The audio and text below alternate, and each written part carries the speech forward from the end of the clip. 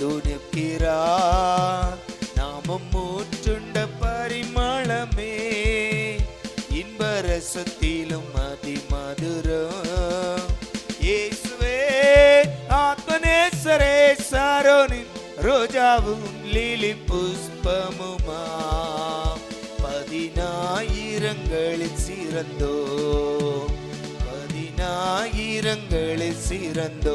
சொல்லுவோம். இயேசுவே ஆத்மநேசரே சாரோனின் ரோஜாவும் லீலி புஷ்பமுமா. பதினாயிரங்களில் சிறந்தோ, பதினாயிரங்களில் சிறந்தோ. அவர் இடது கையன் தலைக்கு வலக்கரத்தாலே தீட்டுகிறார். அவர் நீசத்தால் சோகமானே என்மேல் பறந்த கொடி நீசமே. அவர் இடது கையன் தலைக்கு வலக்கரத்தாலே தீட்டுகிறார்.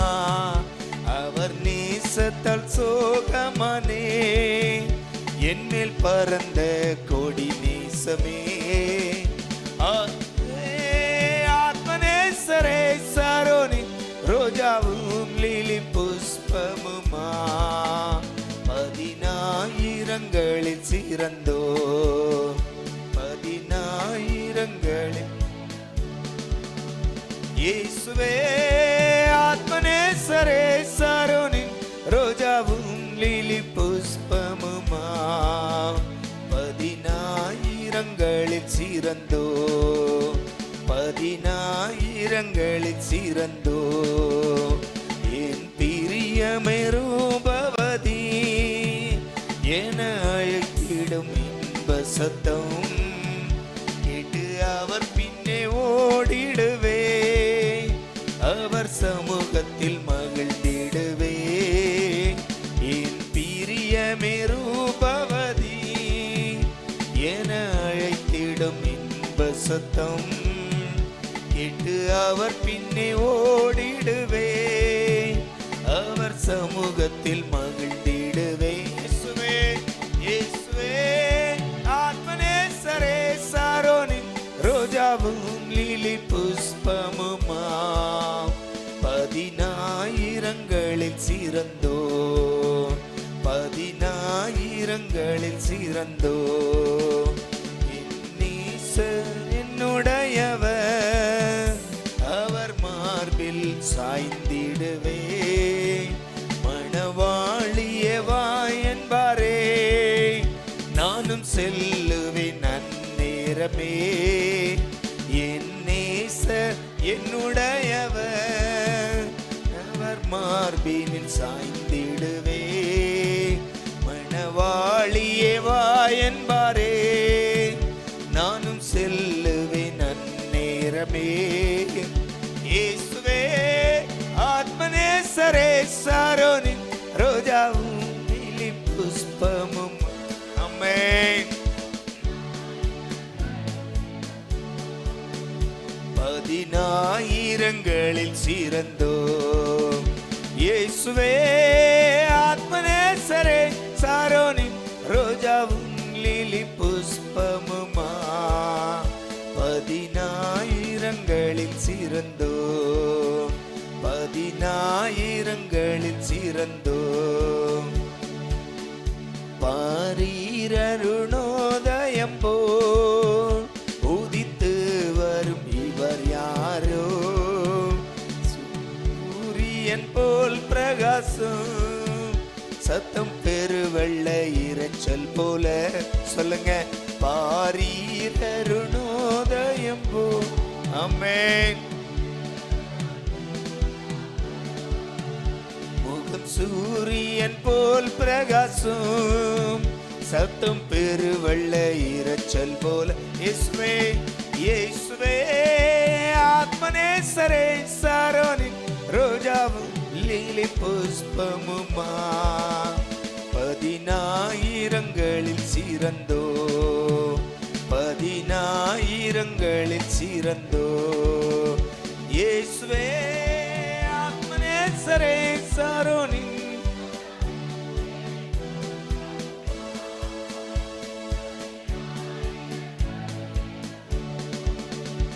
பதினாயிரங்களில் சிறந்தோர் இயேசுவே ஆத்மநேசரே சாரோனின்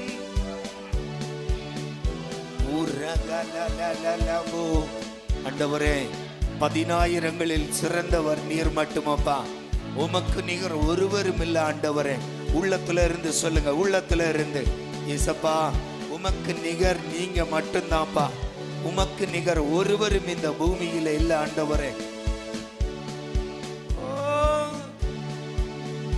சிறந்தோ இயேசுவே ஆத்மநேசரே சாரோனின் ரோஜாவும் லிலி புஷ்பமுமா, பதினாயிரங்களில் சிறந்தோ, பதினாயிரங்களில் சிறந்தோ இயேசுவே ஆத்மநேசரே சாரோனின் லிலி புஷ்பமுமா, பதினாயிரங்களில் சிறந்தோ, பதினாயிரங்களில் சிறந்தோ பாரீரருணோதயம் போ உதித்து வரும் இவர் யாரோ. ஆமென். முகன் சூரியன் போ பிரகாசம், சத்தம் பெரு வெள்ளை இரைச்சல் போல பாரீரருணோதயம் போ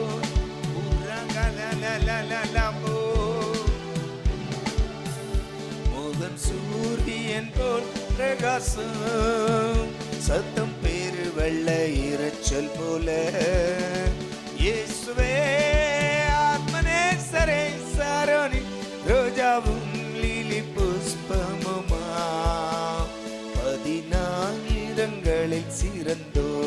ஆமென். சொல்லுங்க சொல்லுங்க. ஓ இயேசுவே ஆத்மநேசரே சாரோனின் லிலி புஷ்பமுமா, பதினாயிரங்களில்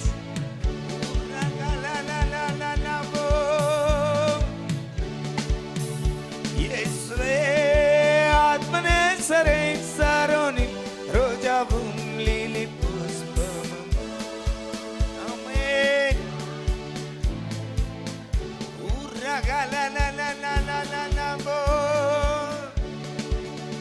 இயேசுவே ஆத்மநேசரே சாரோனின் ரோஜாவும் லிலி புஷ்பமுமா, பதினாயிரங்களில் சிறந்தோ, பதினாயிரங்களில்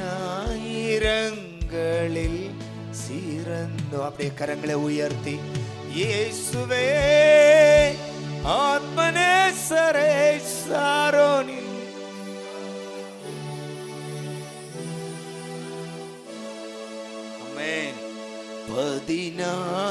பதினாயிரங்களில் சீரன். உள்ளத்திலிருந்து பதினாயிரங்களில், ஓ பதினாயிரங்களில் சிறந்தோ. எனக்கொரு நேசருண்டு, அவர்தான் இயேசு ராஜா. எனக்கொரு புகலிடம் உண்டு, அவர்தான் இயேசு ராஜா. கரங்களை உயர்த்தி எனக்கொரு நேசருண்டு, அவர்தான் இயேசு ராஜா. எனக்கொரு புகலிடம் உண்டு, அவர்தான் இயேசு ராஜா. கரங்களை உயர்த்தி அவர் நல்லவர், சர்வ வல்லவர், அன்பு நிறைந்தவர். அவர் நல்லவர், சர்வ வல்லவர், நிறைந்தவர்.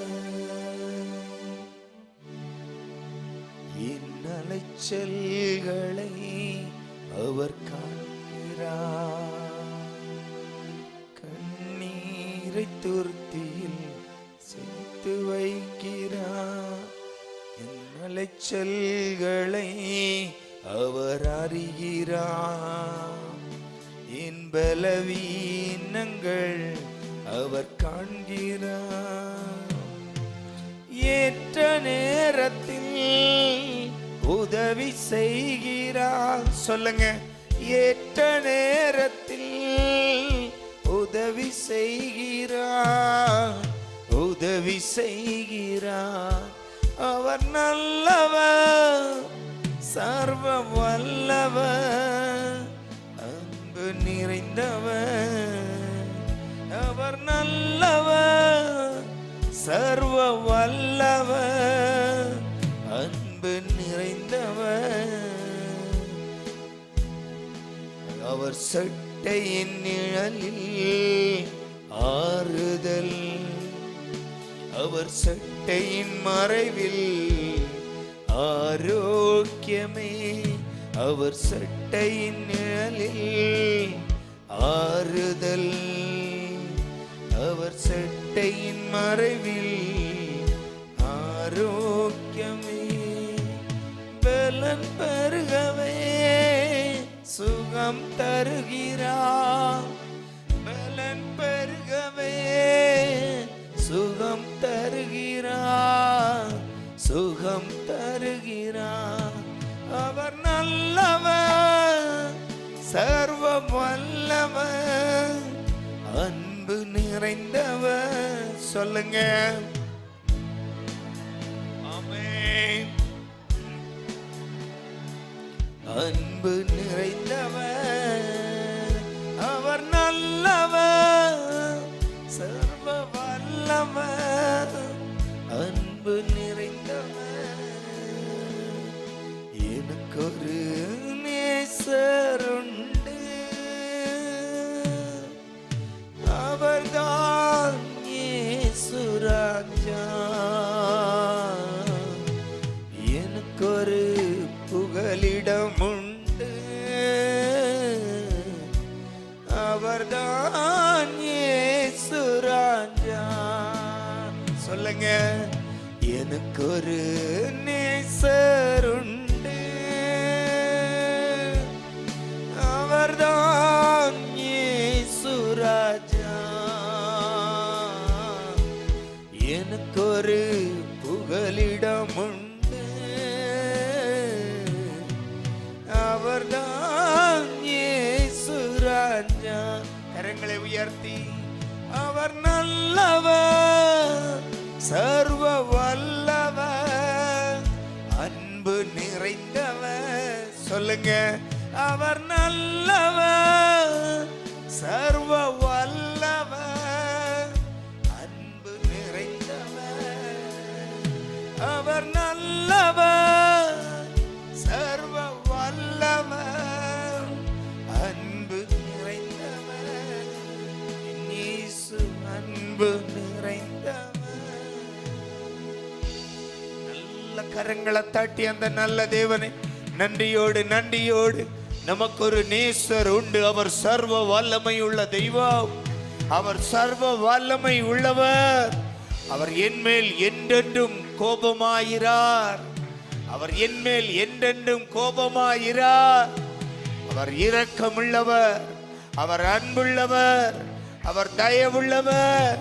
என் அருமை நேசர், என் ஆத்தும நேசர். நன்றி ராஜா.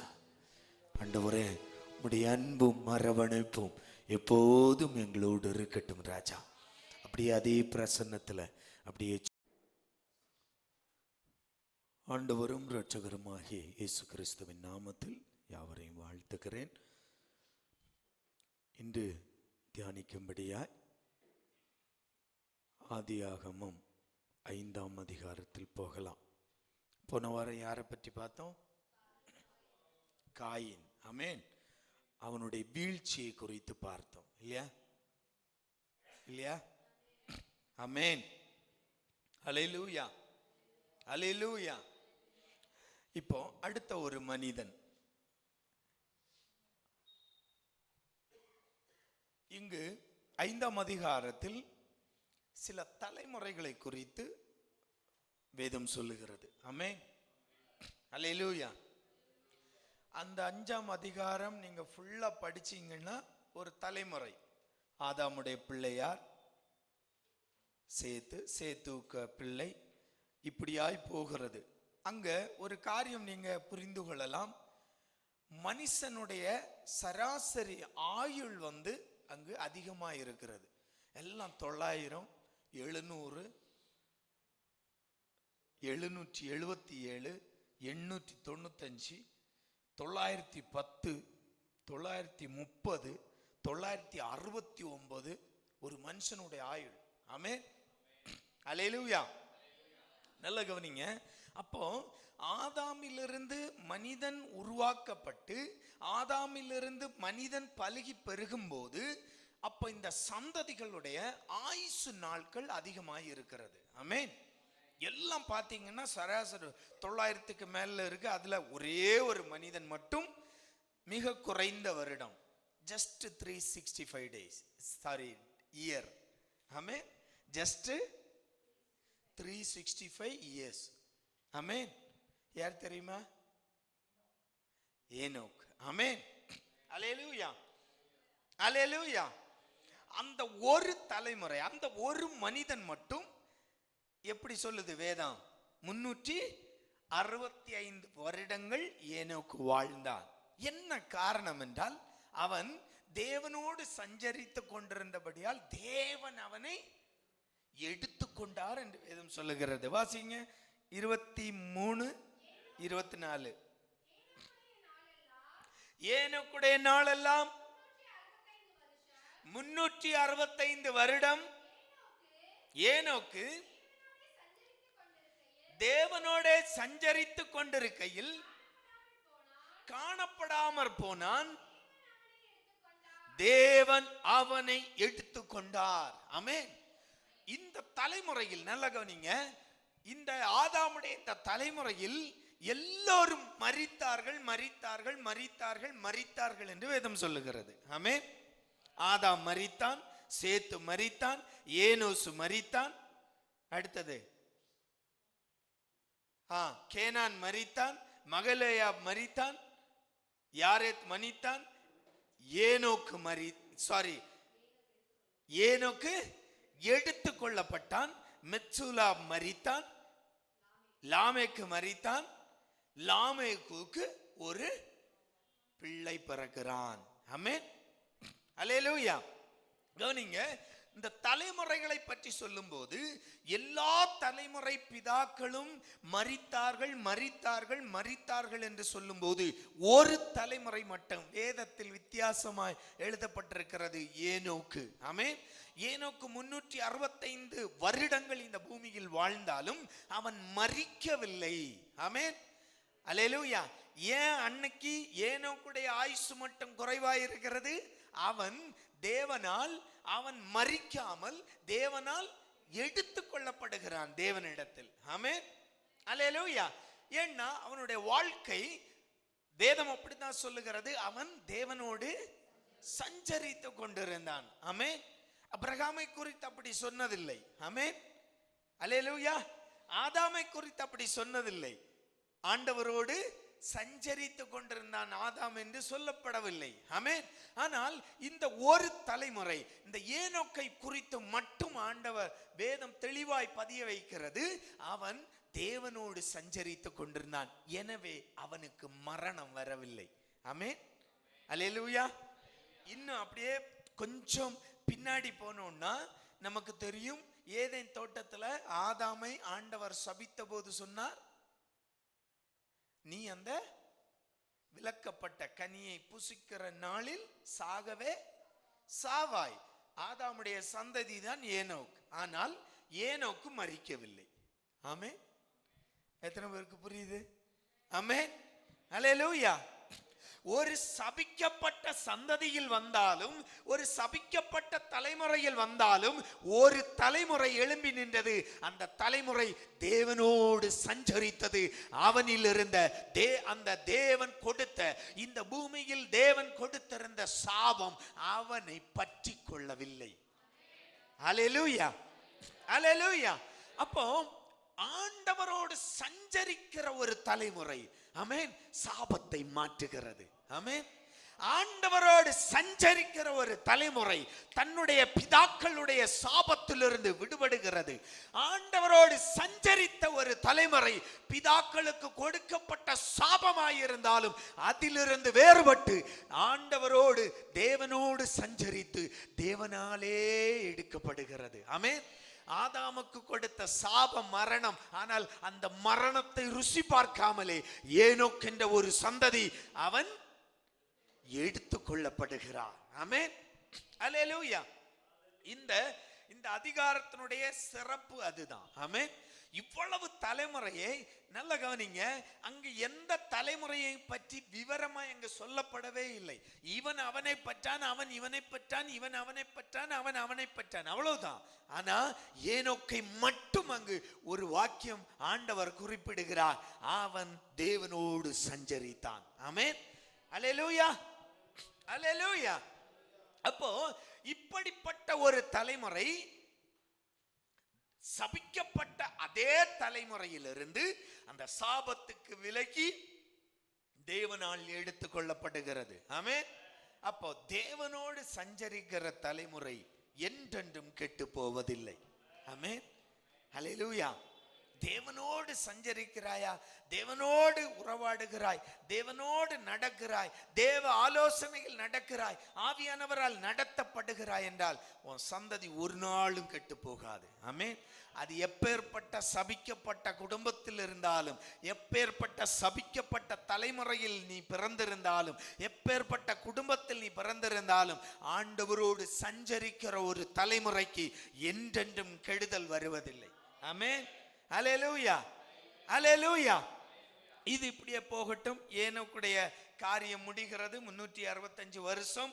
அடுத்தது மெத்துசலா, அடுத்தது லாமேக்கு. லாமேக்கு ஒரு குழந்தை பிறக்கிறான். ஆமென். 28. லாமேக்கு 182 வயதான போது ஒரு குமாரனை பெற்று, நல்ல கவனிங்க, அடுத்த ஒரு தலைமுறை வருது. கர்த்தர் சபித்த பூமியிலே நமக்கு உண்டான வேலையிலும் நமக்கு நம்முடைய கைகளின் பிரயாசத்திலும் இவன் நம்மை தேற்றுவான் என்று சொல்லி அவனுக்கு நோவா என்று பெயரிட்டான். ஆமென், அல்லேலூயா. நல்லா கவனிங்க. ஒரு சபிக்கப்பட்ட ஒரு சந்ததி, ஒரு தலைமுறை கடந்து கொண்டே இருக்கிறது. இப்போ இந்த இடையில் ஒரு சந்ததி வந்தது. யாரு? ஏனோக். அவன் தேவனோடு சஞ்சரித்தபடியால் அந்த சாபத்திற்கு விலக்கி மரணம் அவனை தழுவாமல் அவன் தேவனால் எடுத்துக் கொள்ளப்படுகிறான். இப்போ அவனுடைய பேரன் லாமேக்கு, அவனுக்கு ஒரு குழந்தை பிறக்கிறது. அப்போ லாமேக்கு என்ன செய்யறாரு பாருங்க. அந்த குழந்தை பிறக்கும் போதே அவன் தீர்க்க தரிசனமாய் சொல்லுகிறான், கர்த்தர் சபித்த இந்த பூமியில நாம செய்கிற வேலையில, நாம படுகிற பிரயாசத்திலும் நம்மை இவன் தேற்றுவான். ஆமென் என்று சொல்லி அவனுக்கு நோவா என்று பெயரிடுகிறான். ஆமென், அல்லேலூயா. அப்போ இன்னும் அதே தலைமுறையில் இன்னொரு சந்ததி எழும்புகிறது. ஆமென். சபிக்கப்பட்ட பூமியில் பிரயாசப்பட்டு பலன் பெற்றுக்கொள்ள முடியாத சந்ததியில் ஒருவன் தேற்றும்படியாய் ஒருவன் பிறக்கிறான். அவன் தான் நோவா. ஆமென், ஆமென். இந்த நோவா பிறந்து நமக்கு எல்லாருக்கும் தெரியும், அப்ரஹாமுக்கு ஆண்டவர் எத்தனை வயதுல பிள்ளை பாக்கியம் கொடுத்தார்? 100 வயசு. நம்ம பெருமையா சொல்லுவோம் இல்ல, 100 வயசுல அப்ரஹாம் பிள்ளை பெற்றுக் கொண்டார். நோவா எத்தனை வருஷத்துல பெற்றார் தெரியுமா? ஆமென். நோவாவுக்கு 500 வருடம் ஆகும்போது யாரெல்லாம்? Same, com, யாப்பேத். யாப்பேத் என்பவர்களை பெற்றான். ஆமென். நல்ல கவனிங்க. அப்போ சபிக்கப்பட்ட சந்ததி தான் ஏனோக்கு தேவனால் எடுக்கப்படுகிறார். அதன் பிறகு அவனுடைய பேரன் ஒரு குழந்தை பெறுகிறான். அவனுக்கு அந்த தகப்பன் குழந்தை பிறக்கும் போதே நோவா என்று பெயரிடுகிறான். காரணம், அவன் நம்மை தேற்றுவான். எதிலிருந்து? இந்த பூமியில் உள்ள சாபத்திலிருந்து. அதனுடைய பொருள், இந்த பூமிக்கு வந்திருக்கிற சாபத்திலிருந்து, பூமியின் மேல் இருக்கிற இந்த தொன்று தொட்டு அந்த வாழையடி வாழையாய் வருகிற இந்த சாபத்திலிருந்து இவன் நம்மை விடுவிப்பான். ஆமென். ஹல்லேலூயா. பேரை போட்டுட்டாரு. 500 வருஷம் போகுது. 500 வருஷத்துக்கு அப்புறம் குழந்தை பிறக்குது. பிள்ளைகள் வாலிபர்களாறாங்க. திருமணம் ஆகுது. இந்த காலத்தில் ஒரு சம்பவம் நடக்கிறது. அதுதான் ஆண்டவருடைய 2ஆம் நியாய தீர்ப்பு. ஆமென். முதல் நியாய தீர்ப்பு ஏதேன் தோட்டம். 2வது நியாய தீர்ப்பு நோவாவின் காலத்தில் நடந்த நியாய தீர்ப்பு. இங்கு ஒரு சம்பவம் அழகாக சொல்லப்பட்டிருக்கிறது. ஆண்டவர் மனுஷனை உண்டாக்கினதற்காய் விசனப்படுகிறார் மீண்டும். ஆமென். ஏன்னா பொல்லாத சுபாவத்தோடு மனிதன் தலையெடுத்து விட்டான். ஆமென். ராட்சதர்கள் பிறக்கிறார்கள், பொல்லாத மனிதர்கள். ஆமென். 6:1 வாசிக்கும் போது அப்படிதான் சொல்லுது. மனுஷர் பூமியின் மேல் பெருக துவக்கி அவர்களுக்கு குமாரத்திகள் பிறந்தபோது தேவகுமாரர் மனுஷகுமாரத்திகளை அதிக சௌந்தரியம் உள்ளவர்கள் என்று கண்டு அவர்களுக்குள்ளே தங்களுக்கு பெண்களை தெரிந்து கொண்டார்கள். அப்பொழுது கர்த்தர், என் ஆவி என்றைக்கும் மனுஷனோடே போராடுவதில்லை, அவன் மாம்சம் தானே. நல்ல கவனிங்க. 900 வருடங்கள் வாழ்ந்த மனிதனுடைய ஆயுசு என்னவாய் தீருது? அவன் இருக்க போகிற நாட்கள் 120 வருடம். ஆமென். இங்கதான் மனுஷனுடைய ஆயுசு என்ன செய்து குறைந்து போகிறது. ஆமென். அல்லேலூயா, அல்லேலூயா, அல்லேலூயா. அப்போ அதுக்கு முன்னாடி இருந்த அந்த தலைமுறையை படிக்கும் போது நம்ம எவ்வளவு படிக்கிறோம்? 777 படிக்கிறோம். 910, 930, அதிகபட்சமாய் மெத்துசலா 969 வருடம். ஆமென். அல்லேலூயா. ஆனா இப்படிப்பட்ட ஒரு தலைமுறையில் நோவாவுடைய காலத்தில் நோவாவுக்கு 500 வருடங்களில் ஆண்டவர் குழந்தைகளை கொடுத்து அந்த பிள்ளைகள் வளர்ந்து திருமணம் செய்கிறார்கள். இந்த காலத்தில் மனிதனுடைய அவனுடைய போக்கு சரியில்லை. ஆமென். 5வது வாக்கியம் சொல்றாரு, மனுஷனுடைய அக்கிரமம் பூமியிலே பெருகினதென்றும் அவனுடைய இருதயத்தின் நினைவுகளின் தோற்றமெல்லாம் பொல்லாத இருதய சிந்தனை நோக்கம். ஆமென். அவன் எதை யோசித்தாலும் பொல்லாததா தான் யோசிக்கிறான். ஆமென். பொல்லாத வழிகள். ஆமென். கர்த்தருக்கு அருவருப்பான, இல்லாவிட்டால் தன்னை படைத்தவரை மேன்மைப்படுத்தாத, இல்லாவிட்டால் தன்னுடைய படைத்த தெய்வத்தை மகிமைப்படுத்தாமல், அவரை கண்டுகொள்ளாமல், அவருக்கு ஒரு கனம் கொடுக்காமல், இப்படிப்பட்ட பொல்லாத மனிதர்களாய் போகிறார்கள். ஆமென். அல்லேலூயா. அவன் விருப்பத்துக்கு நடக்கிறான், அவன் விருப்பத்துக்கு செய்யறான், சம்பாதிக்கிறான், அவன் வாழ்க்கைய வாழ்ந்து கொண்டிருக்கிறான். இப்போ ஆண்டவர் என்ன செய்யறாரு? மனுஷனுடைய அக்கிரமத்தினால் ஒரு நியாய தீர்ப்பை அங்கு கொடுக்கிறார். நல்ல கவனிங்க. ஒரு ஆசீர்வதிக்கப்பட்ட சந்ததியாய், ஒரு ஆசீர்வதிக்கப்பட்ட குடும்பமாய் ஆதாமும் ஏவாளும் இந்த பூமியில் சிருஷ்டிக்கப்படுகிறார்கள். ஆனால் அவர்களுடைய பிள்ளைகள் அவர்கள் செய்கிற தவறினால் அவர்கள் சபிக்கப்பட்டு ஏதேன் தோட்டத்தை விட்டு அப்புறப்படுத்தப்படுகிறார்கள். ஆனால் அவர்களுடைய சந்ததியில் ஒரு சந்ததி தேவனால் சபிக்கப்பட்டு போகிறது, தேவ சமூகத்திலிருந்து அப்புறப்படுத்தப்படுகிறது. அதுதான் காயினின் சந்ததி. ஆமென். அல்லேலூயா. இப்போ காயினின் சந்ததி மட்டுமல்ல, சேத்துடைய சந்ததியும் பாவத்தில் விழுகிறார்கள். புரிஞ்சா? ஆமென்.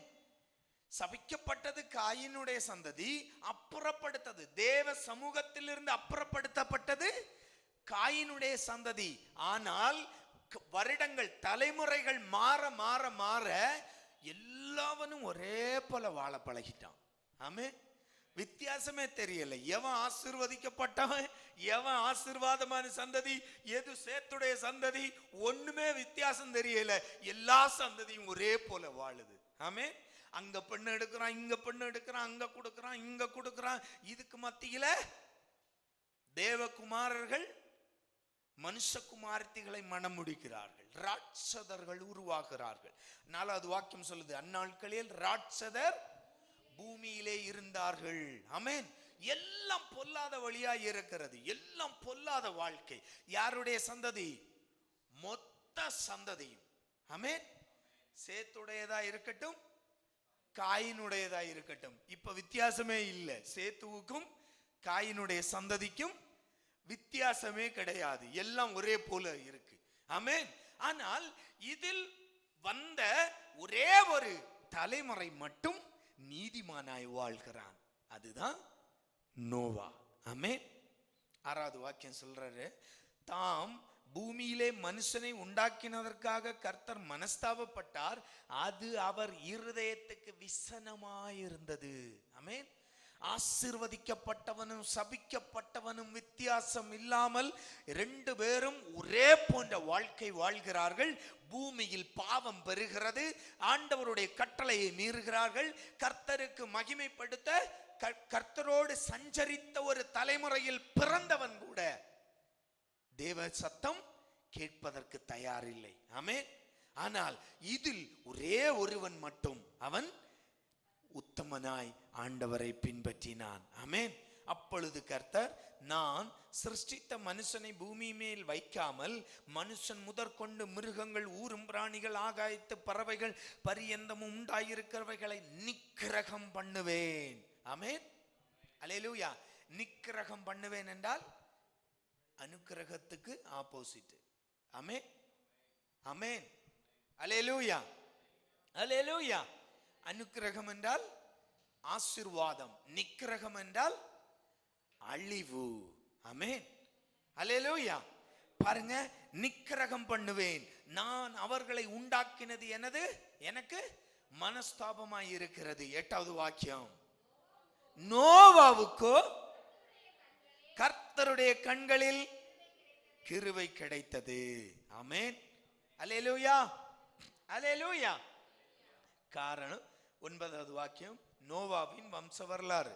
நோவா தன் காலத்தில், நல்ல கவனிங்க, தன் காலத்தில் இருந்தவர்களுக்குள்ளே நீதிமானும் உத்தமனுமாயிருந்தான். நோவா ஹல்லேலூயா தன்னுடைய கொள்ளு தாத்தாவை போல என்ன செய்யறான்? தேவனோடு சஞ்சரித்தான். அப்பா என்ன ஆனாரு, தாத்தா என்ன ஆனாரு, அதை பற்றி எல்லாம் கவலையே இல்லை. தாத்தா எப்படி வாழ்ந்தாரு, அப்பா எப்படி வாழ்ந்தாரு, அதை பற்றி கவலையே இல்லை. ஆனா நல்ல விஷயத்தை தன்னுடைய கொள்ளு தாத்தாவிடம் இருந்து நோவா பிடித்து கொண்டார். ஆமென். அல்லேலூயா. ஏனோக்கை போல நோவா என்ன செய்கிறார்? தேவனோடு சஞ்சரிக்கிறார். பாருங்க, முதல்ல சொன்ன தலைமுறைகள் எல்லாம் சபிக்கப்பட்ட தலைமுறைகளாய் வந்தபோது தேவனோடு உறவாடவோ தேவனை மகிமைப்படுத்தவோ ஒரு சந்ததிகளும் தயார் இல்லாத போது ஒரு சந்ததி ஏனோக்கு தேவனோடு சஞ்சரித்தான். அதனால் அவன் தேவனாலே எடுத்துக்கொள்ளப்பட்டார். ஆமென். அவருடைய கொள்ளு பேரன் வரும்போது, நோவாவுடைய காலத்தில் வரும்போது நோவா தேவனோடு சஞ்சரிக்கிறார். என்ன நடக்கிறது? வரப்போகிற ஆண்டவருடைய நியாய தீர்ப்பாகிய அந்த ஜல பிரளயத்தில் இருந்து இந்த நீதிமான் தேவனோடு சஞ்சரித்த நோவா காப்பாற்றப்படுகிறார். ஆமென். அல்லேலூயா. அல்லேலூயா. அப்போ தலைமுறைகள் எந்த இடத்தில் இருக்கிறோம், எந்த இடத்தில் பிறந்தோம், யாருக்கு பிறந்தோம், எந்த வீட்டில் பிறந்தோம், இது ஒன்றும் நமக்கு முக்கியமில்லை. ஆமென். நான் தேவனை பிடித்து கொண்டால், நான் தேவனை பற்றி கொண்டால், என் வாழ்க்கையில ஆண்டவருடைய நிக்கிரகத்துக்கு பதிலாய் என் வாழ்க்கையில் அனுக்கிரகம் உண்டு. ஆமென். உலகமே நிக்கிரகம் பண்ணப்பட்ட போது நோவா, தேவனோடு சஞ்சரித்த நோவாவும் அவன் குடும்பமும் மட்டும் அனுக்கிரகிக்கப்பட்டார்கள். ஆமென். அல்லேலூயா. பூமியே நிக்கிரகம் பண்ணப்படுகிறார்கள். பூமி மட்டுமல்ல, பூமியில இருந்த ஜீவராசிகள், மனிதர்கள், ஜீவராசிகள் எல்லாமே நிக்கிரகம் பண்ணப்பட்ட போது நோவாவும் தேவனோடு சஞ்சரித்த, தேவனோடு உறவாடின, தேவனோடு நடந்து கொண்ட, தேவனோடு உறவை காத்து கொண்ட, தேவனை மகிமைப்படுத்தி, தேவனை பிரஸ்தாபப்படுத்தி தன்னுடைய வாழ்க்கையில் வாழ்ந்து கொண்டிருந்த, நீதிமானும் உத்தமனுமாய் வாழ்ந்து கொண்டிருந்த நோவா அனுக்கிரகம் பெற்றுக் கொள்ளுகிறார். ஆமென். அல்லேலூயா. அல்லேலூயா. நோவாவுடைய பிள்ளைகள் 3 பேர். ஆமென். அல்லேலூயா. அல்லேலூயா. ஏறக்குறைய 100 வருடங்கள், 500 வருஷத்துல அவன் குழந்தைகளை பெற்றுக் கொள்ளுகிறான். ஜலப்பிரளயம் எப்ப உண்டாகுது என்றால் நோவாவுடைய 600வது வருடம் 2வது மாதம். ஆமென். அல்லேலூயா. அல்லேலூயா. அல்லேலூயா. 11வது 7:11 வாசித்தீங்கன்னா தெரியும். பூமியானது ஆ 7 நோவாவுக்கு 600ஆம் வயதாகும் வருஷம் 2ஆம் மாதம் அந்நாளிலே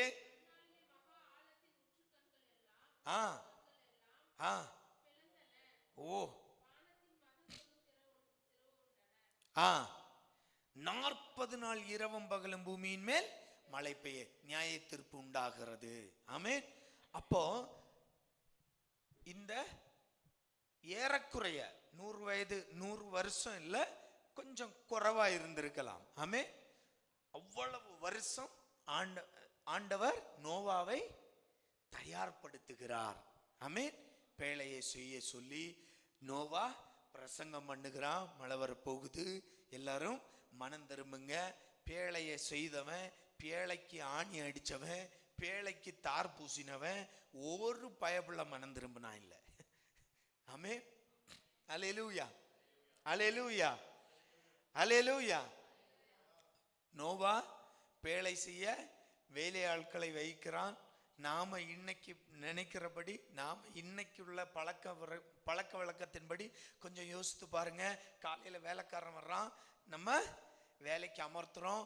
நோவாவுக்கு ஆண்டவர் சொல்றார், இவ்வளவு நீளம், இவ்வளவு அகலம், ஒவ்வொரு பலகையும் எப்படி வைக்கணும், என்ன மாதிரி தட்டு வைக்கணும், எங்க ஜன்னல் போடணும், எல்லாமே ஆண்டவர் தெளிவா சொல்றார். அத பேழை செய்யறவனுக்கு ஆண்டவர் நோவா சொல்லுகிறான். அவர்கள் எக்ஸிக்யூட் பண்றாங்க. ஆமென். அவங்க தான் பேழை செய்யறாங்க. அப்போ கொஞ்சம் யோசித்து பாருங்க. ஒவ்வொரு நாளும் நோவாவுக்கு தெரியும் பேழை எதற்கு நான் செய்கிறேன் என்று. ஆனால் எதுக்கு செய்கிறேன்னு நோவாவுக்கு தெரியும். அதனால் நிச்சயம் ஆணி அடிக்கிறவனையும், மரம் வெட்டினவனையும், பலகை வெட்டினவன், தார் பூசினவன் எல்லாவனுக்கும் சொல்லிக்கிட்டே இருந்திருப்பான். டேய், நீங்க தாண்டா பண்றீங்க, நீங்களும் கைவிடப்பட்டு போயிடக்கூடாதுடா, நீங்களும் உள்ள வரணும்டா, மனம் திரும்புங்கடா. ஆமென். அல்லேலூயா. அல்லேலூயா. அல்லேலூயா. காலையில 10 மணிக்கு காபி கொடுக்கும் போதும் சொல்லி இருப்பான், டேய் மழை வரும்டா. ஆமென். மத்தியான சாப்பாடு போடும் போதும் சொல்லி இருப்பான், டேய் மழை வரும்டா. ஆமென். வருஷங்களா வேலை நடக்கும் தோறும் அவன் சொல்லிக்கொண்டே இருக்கிறான். ஆனால் ஒருவனும் அவரை செவி கொடுக்கவில்லை. ஆமென். அல்லேலூயா. இந்த கிழவனுக்கு வேற வேலையே இல்லை. எதையாவது இப்படிதான் டெய்லி, யோ எங்களை வேலைக்கு கூப்பிட்டியா, நாங்க வேலை செய்தோமா, எங்களுக்கு சம்பளம் கொடுத்தியா, நாங்க வாங்கிக்கிட்டு ஆமா போய்க்குனே இருப்போம். ஆமே, நீ கொடுக்குற சம்பளத்தை வாங்கிட்டு நாங்க போயிட்டே இருப்போம், அவ்வளவு போதும், இந்த உபதேசம் எல்லாம் எங்களுக்கு வேண்டாம். நீ என்ன வேலை சொல்றியோ அதை செய்யறோம், எங்களுக்கு பேசின கூலிய நீ என்ன செய்திரணும், தந்திரணும். ஆமென். அல்லேலூயா, அல்லேலூயா. அப்போ இவ்வளவு நாட்கள் அவன் பிரயாசப்படுகிறான். ஆனால் வேதம் சொல்லுகிறது அந்த ஜலப்பிரளயம் வருகிற வரைக்கும் ஒருவனும் நோவாவுக்கு செவி கொடுக்கவில்லை. ஆமென். ஆனா மழையே கண்டிராத நோவா ஆண்டவருடைய வார்த்தையை விசுவாசித்தான். ஆமென். அல்லேலூயா. நோவாவுடைய காலத்திற்கு முன்னால் மழையை இந்த பூமி கண்டதில்லை. ஆமென். பனிதான் பெய்து கொண்டிருந்தது என்று வேதம் அழகா சொல்லுது. அப்போ இதுவரை கண்டிரவில்லை. அதே போல்தான் இப்பவும் நாம பிரசங்கங்களை கேட்கிறோம், இயேசு இரண்டாம் முறை வருவார். ஆமென். அல்லேலூயா. இரண்டாவது இயேசு ராஜாதி ராஜனாய் மேகமீதில் வருவார், நிச்சயம் வருவார். ஆமென். நாம கண்டதில்லை, ஆனால் அது நிச்சயம் நடக்கும். ஆமென். அல்லேலூயா, அல்லேலூயா. நிச்சயம் அது நடக்கும். அதுதான் ஆண்டவர் அழகாக சொன்னார், நோவாவின் காலத்தில் நடந்தது போல நடக்கும். அதான் கடைசி காலம். ஆமென். எவ்வளவுதான் பிரசங்கத்தை சொன்னாலும் அவன் வேலையை அவன் பார்த்துக்கிட்டு போய்கிட்டே இருப்பான். ஆமென். அழிவா அந்த கிறிஸ்துவா, இவனுங்களுக்கு வேற வேலை இல்லை, எப்ப பார்த்தாலும் இதுதான். ஆமென். அல்லேலூயா, அல்லேலூயா, அல்லேலூயா. அன்பு தேவ பிள்ளையே, ஒரு தலைமுறை அது தேவனுக்கு முன்பாய் நீதியும் உத்தமமாய் நடந்தது. ஆமென். ஆண்டவர் பெரிய ஜலப்பிரளயத்தை உண்டாக்குகிறார். நோவாவும் அவன் குடும்பமும் மட்டும் பேழைக்கு உள்ளே போய் ஆண்டவர் வாசலை அடைக்கிறார். ஆமென். ஆண்டவர் வாசலை அடைக்கிறார். அவ்வளவுதான். ஜலப்பிரளயம் உண்டாகிறது. படகு பேழை தண்ணீரில் மிதக்கிறது. உலகத்திலே பெரிய, அதாவது உயர்ந்த மலைக்கு மேல 15 அடி தண்ணி. வேதம் அப்படிதான் சொல்லுது. ஆமே. அல்லேலூயா. அதனுடைய பொருள் ஒன்னும் தப்பாது. ஆமே. அல்லேலூயா. உலகத்துல, அதாவது பூமியில இருக்கிற உயர்ந்த மலையின் மேல் 15 அடி தண்ணி. ஆமே. அல்லேலூயா. 20வது வாக்கியம் வாசிக்கலாம், அப்ப தெரியும். கவனிங்க. மூடப்பட்ட மலைகளுக்கு மேலாய் 15 மலை உயரத்துக்கு ஜலம் பெருகிட்டு ஒண்ணுமே தப்பவில்லை. ஆமென். ஆனால் நோவாவும் குடும்பமும் மட்டும் பேழையில் உள்ளால் பாதுகாப்பாய் இருக்கிறாங்க. ஆமென். அல்லேலூயா, அல்லேலூயா, அல்லேலூயா. இனி ஒரு அழகான சம்பவம் ஒன்று உண்டு. ஆமென். கவனிங்க. இப்போ நானும் யோசித்தேன், ஆதாமுடைய சந்ததி சபிக்கப்பட்டது, அதிலிருந்து காயினுடைய சந்ததி தேவ சமூகத்தில் அப்புறப்படுத்தப்பட்டது. இப்போ நோவாவுடைய காலத்தில் தான் நியாய தீர்ப்பு முடிந்தாயிற்று இல்லையா? நோவாவை தவிர சகல மனிதனும் சகல ஜீவராசிகளும் மாண்டு போயிட்டு. இப்போ நோவா 150 நாட்களுக்கு பிறகு என்ன செய்து? ஜலம் வற்றுகிறது. வற்றினதுக்கு அப்புறம் நோவா ஜன்னலை திறக்கிறார். அது கொஞ்சம் காரியங்கள் நடக்கிறது. காகத்தை விடுறார், அப்புறம் புறாவை விடுகிறார். இதெல்லாம் நடக்கிறது. அடுத்தது அந்த போட்டு ஒரு பேழை ஒரு மலையில தட்டி நின்னவுடன் இதெல்லாம் செய்து பார்க்கிறார். கடைசி புறா என்ன செய்யல. ஆமென். அல்லேலூயா. அப்ப அவரு நினைக்கிறார், ஓகே, அப்போ ஜலம் எல்லாம் சரியாயிடுச்சு, புறாவுக்கு கால் வைக்க பூமியில இடம் கிடைத்திருக்கிறது. ஆமென். இப்போ நோவாவும் குடும்பமும் பேழையிலிருந்து பூமியில் கால் வைக்கிறார்கள். ஆமென். இப்போ இந்த பூமியில யார் தான் இருக்கிறா? நோவாவும் குடும்பமும். நோவா ஆசீர்வதிக்கப்பட்டவன். நடந்து முடிந்த நியாய தீர்ப்பில் தப்புவிக்கப்பட்ட ஒரு சந்ததி மட்டும் தான் பூமியில இருக்கு. அப்ப இது ஆசீர்வதிக்கப்பட்டதா சபிக்கப்பட்டதா? ஆசீர்வதிக்கப்பட்டது. ஆமென், ஆமென். ஆனால் அந்த குடும்பத்துக்கு உள்ளில் சாத்தான் எப்படி வேலை செய்து ஒரு குடும்பத்தை சபிக்கிறான். மீண்டும் ஒரு சந்ததி சாபத்துக்கு போகிறது. அடுத்த வாரத்தில் பார்க்கலாம். ஆமென், அல்லேலூயா. அப்போ நல்ல கவனிங்க, சாத்தானுடைய திட்டம், சாத்தானுடைய அதாவது நோக்கம், அவன் கண்ணும் கருத்துமாய் பார்த்து கொண்டிருப்பது எதுக்காக? ஒரு ஆசீர்வதிக்கப்பட்ட சந்ததி இந்த பூமியில் உண்டாகிவிடக் கூடாது. ஆமென், அல்லேலூயா, அல்லேலூயா. நோவாவுடைய நியாயத்தீர்ப்பு முடிந்து நோவாவின் பிள்ளைகள் தான் இப்ப ஃப்ரெஷ்ஷா பூமியை சுதந்தரிக்கிறாங்க, மொத்த பூமி.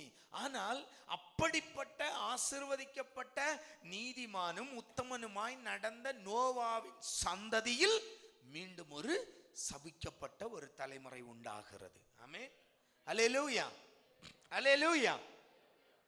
எனவே அதை அடுத்த வாரத்தில் பார்க்கலாம். எனவே இன்றைக்கு பிரதானமாய் நாம் பார்த்த காரியம், நம்முடைய தலைமுறை, நம்முடைய குடும்பம் எப்பேற்பட்ட எப்படிப்பட்ட குடும்பமாய் இருந்தாலும், நான் தேவனோடு சஞ்சரித்தால், நான் தேவனோடு உறவோடு இருந்தால், நான் தேவனை தேடினால், நான் தேவனோடு வாழ்ந்தால் நிச்சயம் என் சந்ததி ஆசீர்வதிக்கப்படும். ஆமென், அல்லேலூயா, அல்லேலூயா, அல்லேலூயா. தேவனோடு சஞ்சரித்த ஏனோக்கும் நோவாவும் ஆசீர்வதிக்கப்பட்டார்கள். ஆமென், அல்லேலூயா. கண்களை மூடலாம். அன்பு தகப்பனே, கேட்ட இந்த அருமையான வார்த்தைகளுக்காய் ஸ்தோத்திரம்.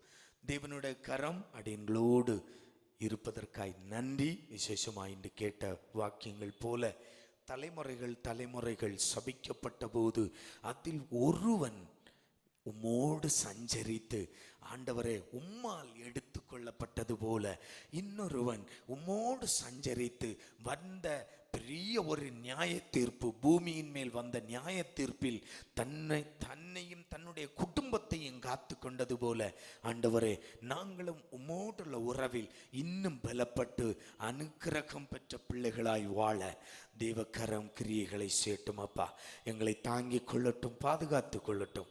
இயேசுவின் நாமத்தில் வாழ்த்துகிறேன் ஜீவனுள்ள நல்ல பிதாவே. ஆமென்.